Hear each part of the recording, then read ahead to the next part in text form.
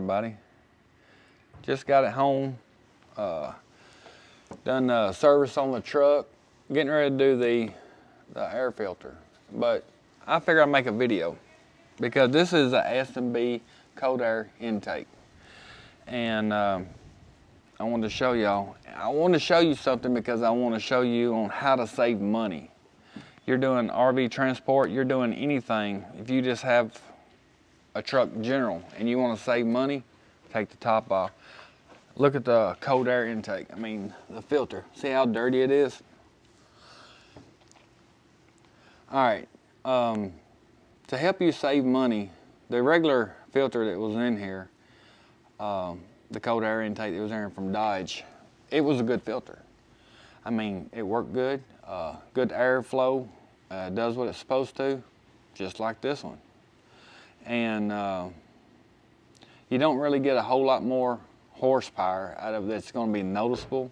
You're going to get just a little bit, and it's not going to be noticeable. But you are going to hear your turbo a little bit better with a another cold air intake. So if it ain't going to give you no more horsepower and if it ain't going to do a whole lot for you, then why would you want to get one? Well, I'm fixing to tell you. Because it's going to save you money. All right, when I bought this one and taking it off and on, it's just one bolt here, you know, some clamps, take the old one off, it goes right back in its place. Now you will have to take the flap on the old one to put on the new one. There's a flap in there for the air. You have to take it out, and I'm not gonna lie, that's kind of a pain in the butt. It's real kind of hard, aggravating to get out, but it get out and then you'll fit it right in here. And there is different kind of cold air intakes you can get. You can get one that's wet, like I have, or you can get a dry one, blow out with an air hose. But I suggest getting two filters, and the reason so, especially for a wet one. All right, when you got your factory one in here, I change mine every time I change my oil. I change my oil, change my air filter. Money, fuel, mileage. But you change the factory one, you go to Dodge, Chevy, Ford, AutoZone, wherever you go to get one, you're looking between, we're gonna say $40 and $80. Depends on where you go. Depends on if you're gonna buy name brand or buy cheap. Now, the cold air intake is about $200 something, $280, we'll say $300. And if you notice I have two, the reason I have two is because whenever I bring this one out, this one is ready to go right back in. My wife cleans it for me. All you have to do with two of them is, here's the cleaner. You take the cleaner, you spray it on it, let it set for 10 minutes. Don't use anything high pressure on it at all because it'll mess it up. Wash it out by your sink, let it dry, then oil, about 72 ounces. Well, when you first start and the filter is dry, about 72 ounces, but my wife has done got down where she's using about 50, because after it soaks in for so long, you change it so many times, it gets in there and it holds, so she uses about 50. And it's gonna save you money. If you do it every time you change your oil, the factory one, after about 4 oil changes, you just pay for a cold air intake. So this one is already paid for itself just because I don't have to keep buying filters. Take this one out, put that one on, that one gets clean, sets up to dry for my next oil change. It's gonna save you money ahead. Like I said, you're not gonna notice a lot of difference with horsepower, torque, and none of that everybody's trying to sell on them, because the factory one is a good, it's just costly whenever you can interchange like this. And that's why I like it. I think it saves money. Not only that, I like the way I can hear my turbo now. It opened up the turbo where you can hear it.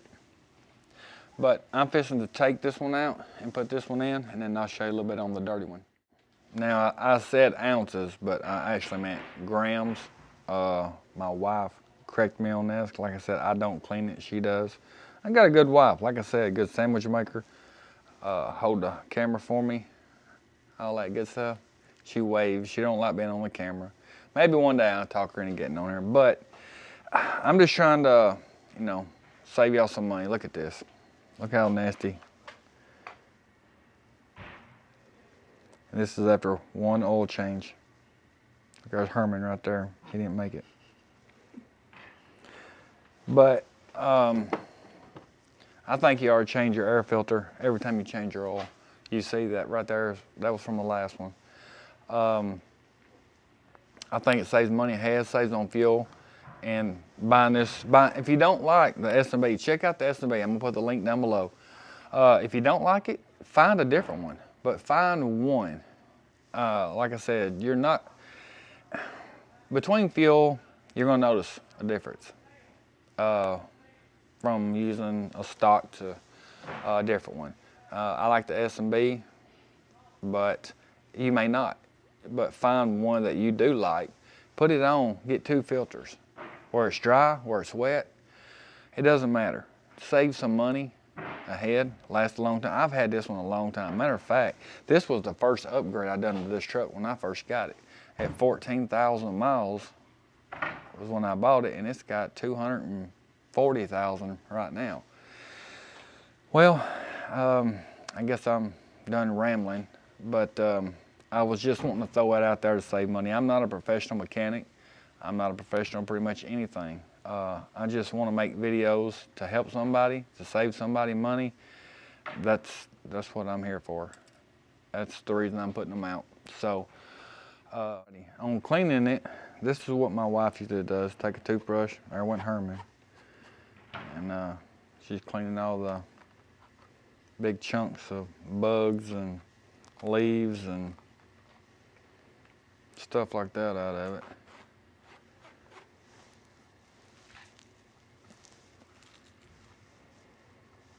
A little bit of work, this will save you a lot of money. If you get you a nice sandwich maker, you ain't gotta do the work, you let the sandwich maker do it. Go around it all like this, and when you get all the bugs out, I'll show you the next step. Alrighty, now we got all the Hermans out of it and everything, so we're gonna start with the spray. My wife said that she always starts with the silver. It's got silver right there, so she knows she goes all the way around.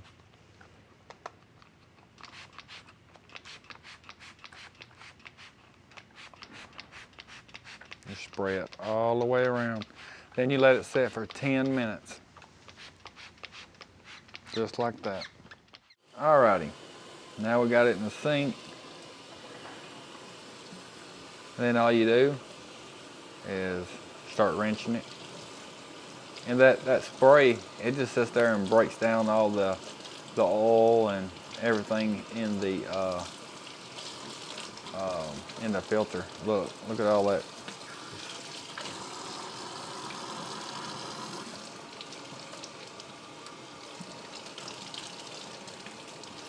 And after you wrench it around, you get most of the big stuff off anyway. All right, take your toothbrush, just go in between each one of them. Go all the way around, make sure you get it all nice and clean, all the stuff out of it. It's gonna break down all the oil, you're gonna wrench all the oil out of it, and then you're gonna let it dry. And once it dries, then it'll be time for the oil. Alrighty, we let it set overnight and it's dry now. So we actually put it on the heater vent, so let it dry. So she's all nice and dry. So this will show you how the oil goes.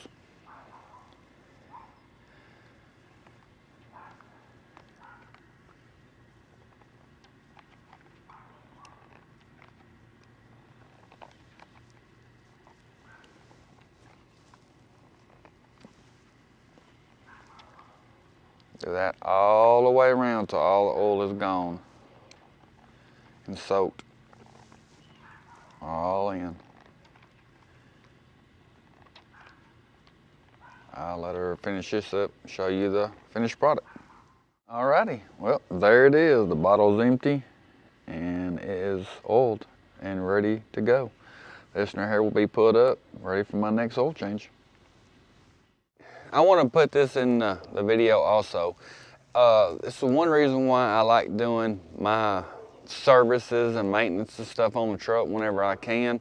Not only it helps save money, but you can also look. Now when I had this put in, the fuel tank put in, the fifth wheel put in and all that stuff, I guess it's good, especially doing the service. I noticed this when I serviced the truck and I was wanting to make it aware and show y'all. So that way you might want to take a look at it. So come over here and look at the, this right here is the fuel tank. Move my Lucas out of the way. See how far the gap is? It's done moved, the fuel tank's done moved. And the reason being, that bolt, see this bolt? That bolt done come out. Not only that, see the chain? It's done went underneath the fifth wheel. I mean the fuel tank. Now if it's... Alrighty, you see that hole right there? I just got the nut, I mean the bolt tapped up because that also holds the fuel tank. And so I gotta go Tractor Supplies, get me another nut and a lock washer. So put that on. That's why I had 3 bolts. 1 bolt is missing and 2 bolts were loose on the fuel tank. Just need to check everything out, make sure to be safe. Well, we'll wind that up, and I guess this spring it's gonna be time to do my transmission fluid filters. I mean, all that. Dodge has 2 of them spin on in the cartridge, and then the rear end. I'm gonna make a video on that, but I'm gonna order a new transmission pan, one that has a drain plug to put it on, and be able to get all that done. That video will be coming probably this spring. It's probably time to do it this spring. Alrighty, well, that's gonna wind this up. Y'all be safe out there, and I'll see y'all on the next one.